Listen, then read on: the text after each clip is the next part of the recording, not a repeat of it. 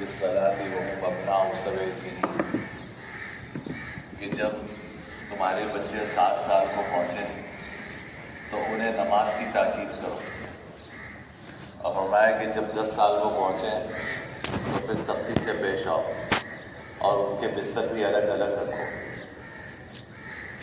اس میں حضور اکرم صلی اللہ علیہ وسلم نے تربیت کا اسلوب بیان فرما دیا کہ دیکھیے جب بچہ بالغ ہو جائے گا تو اس کے اوپر نماز تو فرض ہو جائے گی، تو اب اگر آپ نے زندگی میں اس کو نماز نہیں پڑھائی اور اس کو نماز کے لیے لے کر نہیں گئے تو بالغ ہوتے ہی وہ کیسے نماز شروع کر دے گا؟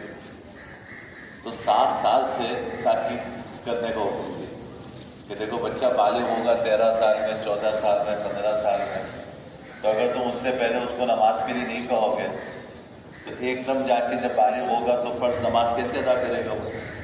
تو آپ نے فرمایا کہ نہیں، 7 سال کا جب ہو جائے تو اس وقت سے اس کو نماز کی تاکید شروع کرو، نماز کا کہا، اور پھر 10 سال میں نماز نہ پڑھے تو اس کے اوپر سختی سے پیش آؤ۔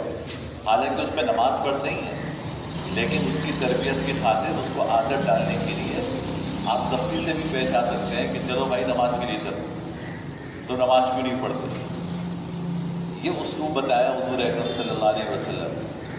لہذا نماز میں جس طرح یہ معاملہ ہے، روزے میں بھی کوشش کرنی چاہیے کہ بھائی بالغ ہوگا تو روزے تو فرض ہو جائیں گے، تو ایک دم 30 روزے کیسے رکھے گا وہ بچہ اگر اس نے پہلے روزے نہیں رکھے ہوں؟ تو بچوں کو عادت ڈالنے کے لیے پہلے سے روزہ رکھوانا شروع کرنا چاہیے کہ بھائی کبھی 1 روزہ رکھوا دیا، جب کچھ اور بڑا ہو گیا تو پھر 2 روزے رکھوا دیے، اس سے اور بڑا ہوا تو 5 روزے رکھوا دیے۔ تو اس کے روزے کی عادت جب آپ ڈالتے جائیں گے تو بالغ ہونے کے بعد اس کے لیے 30 روزے رکھنا یہ آسان ہوگا، اس کو مشکل پیش نہیں آئے گی۔ اور پھر ہمارے یہاں ماشاءاللہ جیسے بچوں کی حوصلہ افزائی ہوتی ہے روزے کے سلسلے میں، کہ جس کو ہم روزہ کشائی کہتے ہیں، کہ بھائی بچے نے روزہ رکھا، خوشی کا اظہار ہوتا ہے، یہ اچھی بات ہے۔ بچہ جو بھی اچھا کام کرے اس کے اوپر حوصلہ افزائی سے پیش آنا اور اس کی حوصلہ افزائی کرنا اور اس کی تعریف کرنا، اس کو تحفے تحائف دینا، یہ ساری چیزیں اس بچے کی تربیت کے لیے مفید ہیں۔ ہمیں الحمدللہ ہمارے خاندان میں بچیوں میں تقریباً کوئی 80 سے 90% حفاظ ہیں۔ اس کی بنیادی وجہ وہ یہ ہے کہ ہمارے والد صاحب اللہ ان کی مغفرت فرمائے، وہ کوئی بچہ جب قرآن کریم حفظ کرتا تھا تو اس کے قرآن کریم حفظ کرنے پر وہ اتنی زبردست تقریب منعقد کرتے تھے، شاید جتنی ہماری شادی کے لیے بھی انہوں نے منعقد کی۔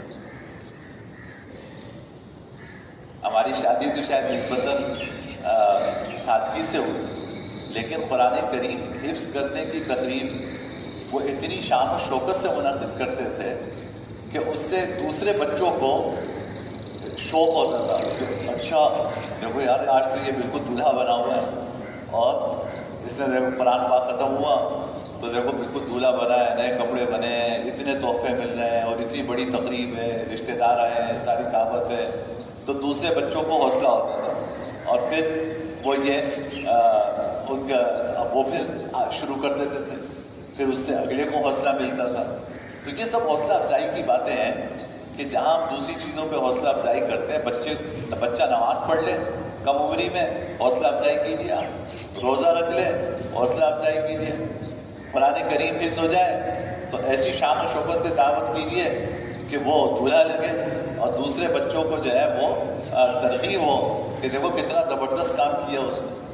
وہ اتنا ہی نہیں کرتے تھے، وہ اپنے پوتے نواسے اور پوتیاں نواسیاں ہر ایک کا طے تھا کہ ہر پارہ ختم ہونے پہ وہ اپنے دادا یا نانا سے آ کے انعام لیتے تھے۔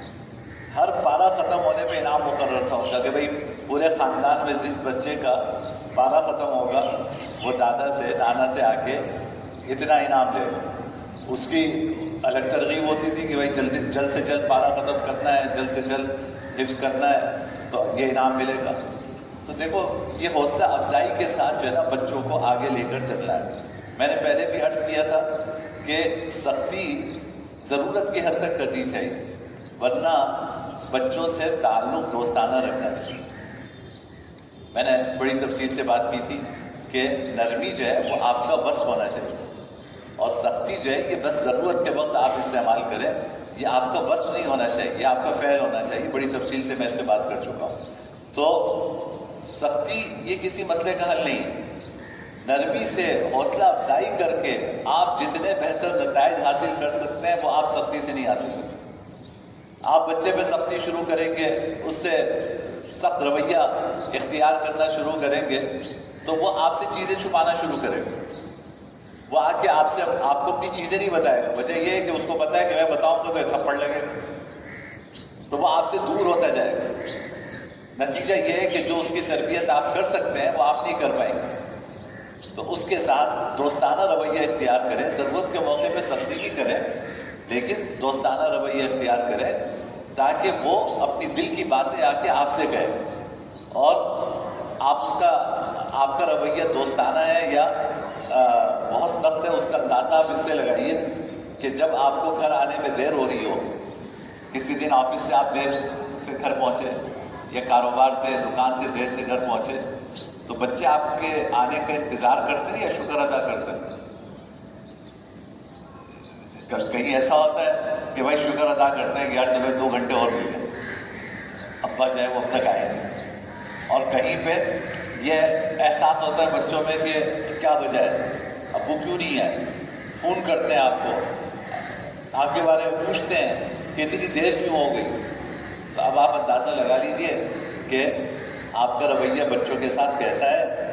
بچوں کو آپ کی آمد کا انتظار رہتا ہے یا ان کو آپ کی آمد سے تنگی اور سختی محسوس ہوتی ہے، اس کا اس سے اندازہ لگا لیجیے۔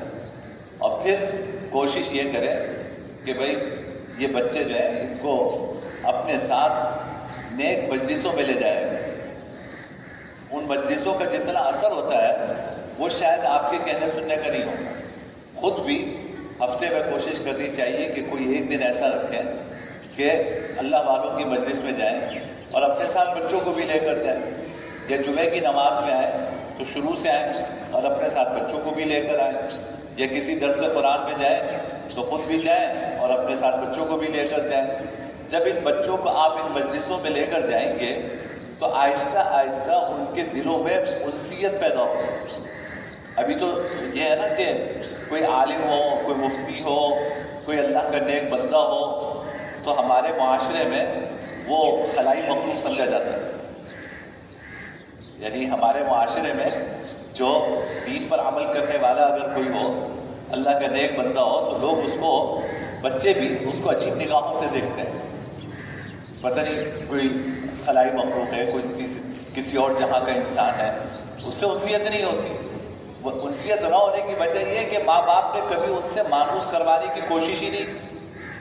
آپ نے تو ہمیشہ بھیانک رخی پیش کیا ان اللہ والوں کا کہ یہ تو بالکل خشک ہے، ان کے ہاتھ تو کوئی تبدیلی نہیں ہے، ان کے ہاتھ تو بس روک ٹوک ہے، یہ تو ایسے ہیں ویسے ہیں، یہ کرتے ہیں وہ کرتے ہیں۔ آپ نے تو جو میڈیا آپ کو تصویر دکھا رہا ہے، آپ نے وہی تصویر اپنے بچوں کو دکھائی۔ نتیجہ یہ ہے کہ ان کو انسیت ہی نہیں۔ جب انسیت ہی نہیں ہوئی تو وہ دین کہاں سے سیکھیں گے؟ اس کے لیے ضروری یہ ہے کہ اچھے برے ہر جگہ لوگ ہوتے ہیں، آپ اچھے لوگ تلاش کر لیجیے اور اچھے لوگ تلاش کر کے ان کی صحبت میں خود بھی جائیے اور ان کی صحبت میں اپنے بچوں کو بھی ساتھ رکھیے۔ بس آپ ساتھ لے جائیں گے، ان کے پاس آنا جانا رکھیں گے، بچوں کے دل میں خود ہی انسیت پیدا ہوگی۔ بچے بڑے ہونے کے بعد اجنبیت محسوس نہیں کریں گے، اچھپا پن محسوس نہیں کریں گے کہ کہاں آ گئے، کون ہے پتہ نہیں، انسیت محسوس ہوگی۔ جب انسیت محسوس ہوگی ان کے لیے دین سیکھنا آسان ہو جائے گا اور دین پر عمل کرنا آسان ہو جائے گا۔ حضرت مفتی تقی صاحب دامت برکاتہ نے اپنے والد کے حالات میں جو کتاب لکھی میرے والد میرے شہر، اس میں انہوں نے لکھا کہ بچپن میں ہمیں ہمارے والد نے کبھی کچھ کرنے نہ کرنے کے بارے میں زیادہ روک ٹوک نہیں کی، بس اتنا کیا کہ ہمیں اللہ والوں کی مجلس میں اپنے ساتھ لے جایا کرتے۔ تو انہی مجالس کا اثر ہے کہ آج وہ وقت کا شیخ الاسلام بنا اور اس کی اتنی کتابیں ہیں کہ آپ کی یہ الماری بھی ناکافی ہے۔ اتنی کتابیں اللہ نے لکھوائی کہ یہ الماری بھی ناکافی ہے، اس میں ان کی تصنیفات نہیں آ سکتی. اللہ نے اتنا کام لیا، لیکن یہ سارا کام جو اللہ نے لیا اس میں ان کے والدین کی تربیت کا اور ان کی محنت کا سب سے زیادہ دخل ہے.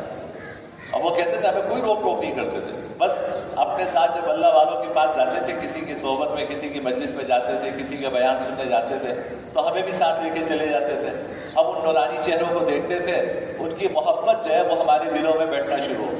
اور نتیجہ یہ ہے کہ اس محبت نے اپنا یہ اثر دکھایا کہ آج وہ محبتیں تقسیم کرنے والے بن گئے.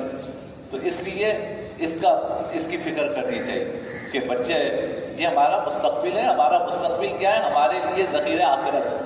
ان بچوں کو آپ یہ سمجھیے کہ آپ کے لیے ذریعہ نجات ہے. حدیث سے فرمایا کہ انسان دنیا سے چلا جاتا ہے، اس کے اعمال منقطع ہو جاتے ہیں، اعمال کا سلسلہ ختم ہو جاتا ہے سوائے 3 چیزوں کے.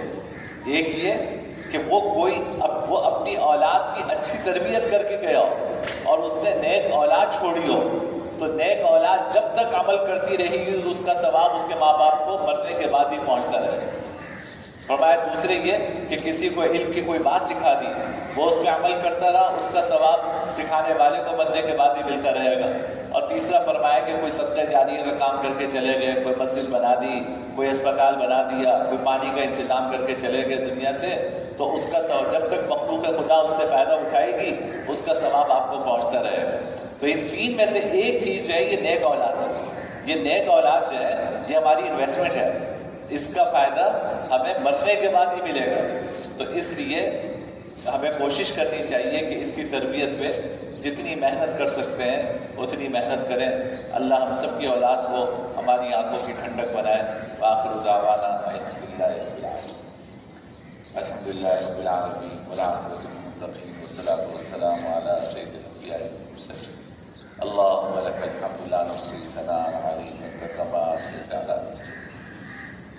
لا اله الا الله الحي الكريم سبحان الله رب السماوات السبع والعرش العظيم. ربنا هب لنا من ازواجنا وذرياتنا قرة اعين واجعلنا للمتقين اماما. صلی اللہ تعالی علی محمد وعلی